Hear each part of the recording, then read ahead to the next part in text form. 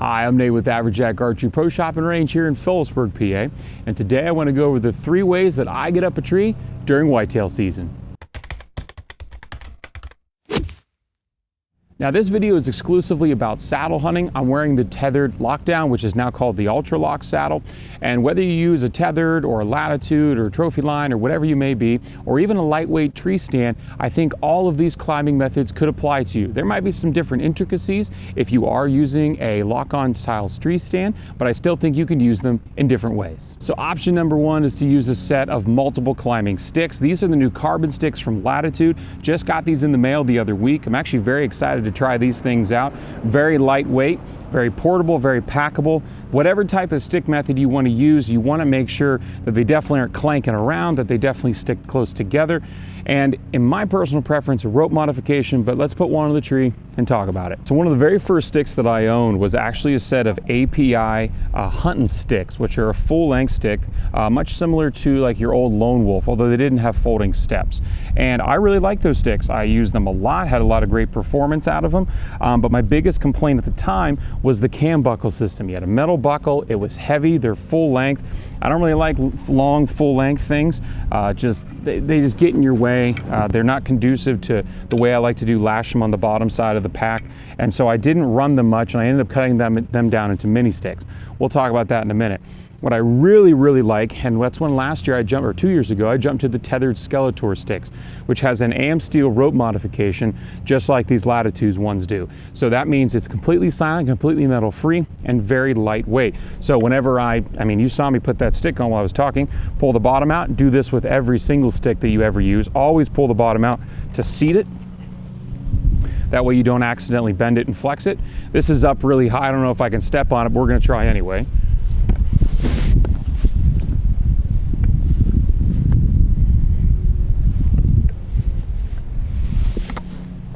Not too shabby, has pretty good bite into the tree, but my favorite part about it, without that cam buckle and how low stretch AM steel is as an attachment method, when I'm descending the tree and I need to come down and I need to get it undone in the dark, and I don't want, maybe I'm coming back in the next morning, have that metal buckle and it swings around and it whacks off the stick.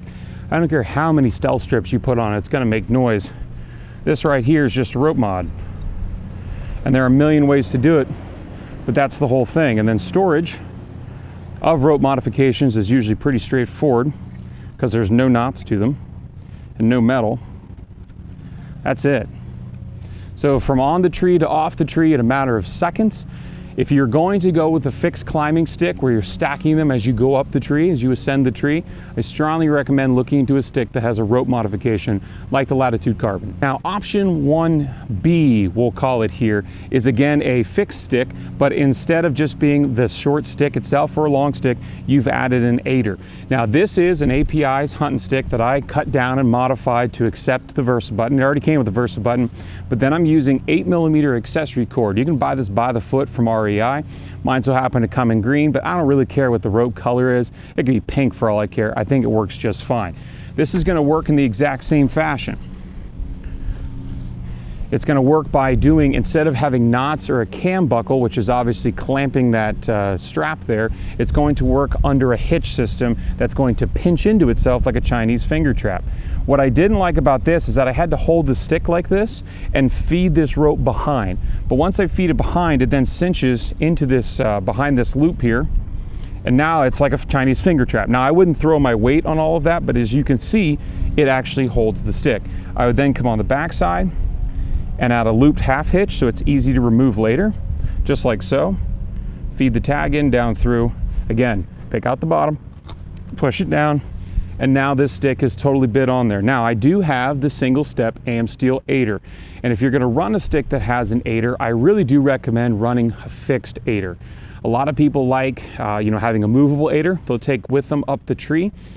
And particularly if you're new to the sport of this mobile hang and hunt, whether it's a tree stand or you're running a saddle like I'm doing, I really recommend having a fixed aider. Now you can run a single step like I've got here on this one that I've made myself. You can run a 2-step or a 3-step. We'll get to the longer aiders here with another climbing method in a minute. But this aider has doubled the length of this stick, and it weighs absolutely fractions of ounces. Now this aider here I do have it here with the hitches and all the Chinese finger traps, you know, all the burying the lead and all that sort of thing. And I used old beverage hose, so it's very flexible. I used to run garden hose, but in the cold here that we get in the PA mountains, it gets very rigid, it's not very flexible, and also it gets loud. So you start whacking off a cold tree bark and stuff like that. This beverage hose, you could find these for like kegerator lines or super soft flexible lines for like campers and RVs and stuff like that. Something nice and flexible, and so that way when it's swinging and whacking against the tree, it doesn't make any noise, and it still maintains its shape. So I can put my foot into that aider. I like to put where your arch is, right? I like to run that aider right in the arch of my foot, grab the tree, give that initial bite to the stick. The accessory cord has a lot more stretch to it than AM steel does. Again, another reason, even though I was very successful running this stick, it's another reason why I didn't really like it compared to an AM steel style or even a webbing with the cam buckle. You get a lot more flex out of the 8mm accessory cord. But toe right into the top of the tree, or excuse me, right into the edge of the tree. I do not put it off to the side. You put your foot off to the side, you're gonna swing around the tree. That's no fun. Toe right into the tree, and it's easy peasy. Now coming down the tree, I always would stop and put both feet right here, and then, while still holding the tree, again, hooking that aider into my foot as I come down. The lighter and thinner the aider, the harder it is to feel, and particularly if your feet are cold. So do keep that in mind if you're gonna run aiders. Again, to unattach, pull the bottom out, lift it up, now everything's loose. I can pop out that looped half hitch, and now it's off the tree. And just like that, I'm ready to stack my sticks together, lash to my pack, and I'm out of the woods. Again, metal-free construction. So if you don't want to go with a stick that has the price point, these are very inexpensive, and all the DIYing I did to this still made them about half the cost of some of your more expensive rope mod already ready sticks, like your Latitudes, like your tethered Skeletor, your tethered one stick. It is nice to go this way if you do want to save some money and still be very safe. Now, of course, the limitation you have with a set of fixed sticks and even the aiders that might go on is that you are stuck with how high you can get. So a lot of people, myself included, last year started one sticking, where we're literally doing moves like an inchworm to get up the tree to whatever height we want to get to. Hypothetically, you could go until you run out of tree. It is a lot of work though, and it definitely is not for the faint of heart, right? It definitely takes a little bit of athleticism and definitely takes a little bit of shape in terms of body shape, right? You got to be a little bit flexible to be able to reach down and grab your stick. And the one sticking market and the platforms for it and the type of stick modifications have exploded. However, you can still do it for a relatively inexpensive price point. So here we go. Another API's hunting stick that I've modified and cut down. I added an arc and cam cleat. I do have a full bury. This is a 3/16 piece of AM steel here from the Hang Free company.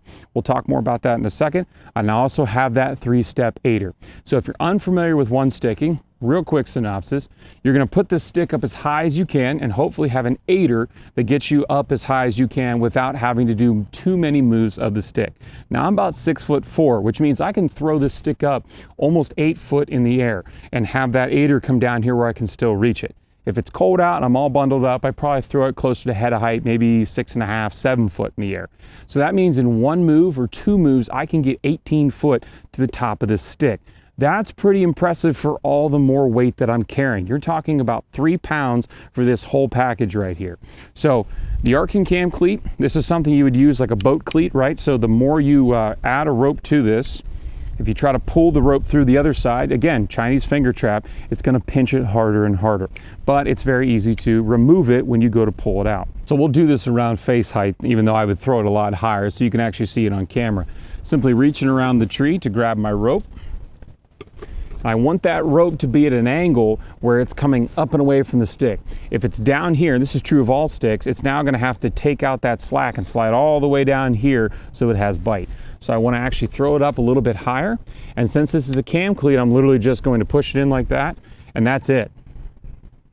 That's the whole premise right there. So hypothetically, you could take all your sticks and modify them like this. Now, the arc and cam cleat is not inexpensive, so to run it off of multiple sticks like that is going to rack up in a hurry. The AM steel, again, though, doesn't have any stretch like you do with an 8 or 9mm accessory cord. So now, unlike what I do with other sticks where I'd wrap this around the tree and tuck it down through here, I actually need to move this, right? So I don't want to tie this into a knot, because when I get above this stick, I'm actually going to have to reach down, pull it up and disengage the cam cleat. So all I do here is I actually take it and throw it over the top of the stick just like this. So it's still coming back this way, but I can still reach down and grab it when I need to actually make the move. Still the same premise here. I'm going to pull out the bottom, and you see there's very little stretch in am steel. My aider is right here. So I don't like to have to stretch too far. This is a sewn webbed aider, so there's a lot more meat and potatoes to this than there is with the am steel aider. And for the weight savings or the weight gain here that you're getting, I think it's well worth running a webbing aider compared to an am steel aider, but that choice is yours. Again, now this aider is the only thing that I'm going to when I go step to step. So again, you got to be really careful about this going around the tree like this. So I'm going to put my toe right into the tree, grab the stick with two hands to pull down just to get me started, okay? A lot of guys will grab here at the tops and edges, or they'll grab here, and I find a lot of the time they'll end up pulling one way or the other, and they might end up kicking out the stick. If you're grabbing onto the stick itself, you can only pull straight down. You can't actually twist it, and so I find a lot of kick out happens, like I said, when novice guys that I climb with or other people, they'll grab it here and they might end up pulling it one way or the other. You have a lot more leverage. If you grab it by the straight of the shaft of the stick, you can pull straight down, and it's just like climbing a ladder. Now that I'm here, now I can go ahead and grab the tree, just like a ladder. And now I've ascended onto the top of the stick. It's now at this point, like I said earlier, that lineman's belt goes around the tree. I'm gonna find my footing, come down, aider, grab, aider, and now we've safely descended the tree. We'd obviously be moving the lineman's belt no matter the climbing method as we ascend and descend. So it's a trade-off, right? The more weight you carry, the easier it is to establish multiple sticks as you go up the tree. Of course, you can always go with lightweight aiders to stretch that out a little bit. Now you might be dealing with some tangling up of aiders, right? There's trade-offs to everything. The one stick is inarguably the lightest method, but it's obviously going to be the most physically taxing. It's still not bad though. We'll have a video on that. If I've already posted it, I'll put it down in the description below. But all of these methods are going to easily and safely get you up the tree, ensuring you're wearing your lineman's belt. And of course, as soon as you get to the top, you tether in immediately. Now, one of my absolute favorite ways to get up a tree is using a steel ladder. Yes, it is the loudest, it is the heaviest, it is the clumsiest, but this is just a section of a steel ladder that you can get from your local farm and fleet store, from Walmart, so on and so forth. This one's made by Big Game. It's a 20-foot ladder. It comes in 4-foot, 4-foot sections. So you can get really up into the tree if you want to. This is inarguably one of my favorite ways to do it on spots that I know I'm going to be hunting. So for you private land guys, you might have spots all over the place. And if you want to be able to easily maneuver and relocate those spots, just saddle hunting or having a lightweight hang on, and then taking these into the woods and populating those trees with them. 20 foot is plenty high, and what I actually find myself doing on shorter trees or areas where it's really scrubby and I don't want to get too high for fear of being skyline, I'll actually only put 2 or 3 sections together. I won't even put all 5.